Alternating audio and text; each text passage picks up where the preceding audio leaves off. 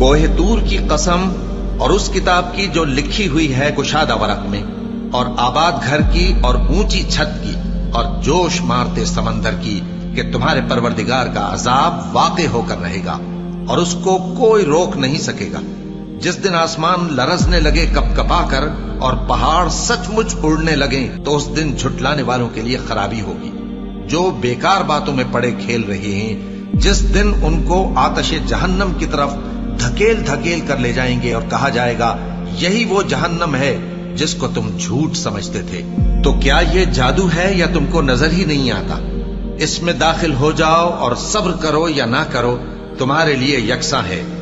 जो काम तुम किया करते थे ये उन्हीं का तुमको बदला मिल रहा है। जो परहेजगार हैं वो बागों और नेमतों में होंगे। जो कुछ उनके परवरदिगार ने उनको बख्शा उसकी वजह से वो खुशहाल होंगे, और उनके परवरदिगार ने उनको दोज़ख के अजाब से बचा लिया। कहा जाएगा कि अपने अमाल के सिले में मजे से खाओ और पियो।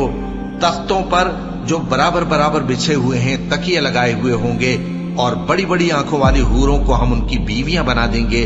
और जो लोग ईमान लाए और उनकी औलाद भी राहे ईमान में उनके पीछे चली, हम उनकी औलाद को भी उनके दर्जे तक पहुंचा देंगे और उनके अमाल में से कुछ कम न करेंगे।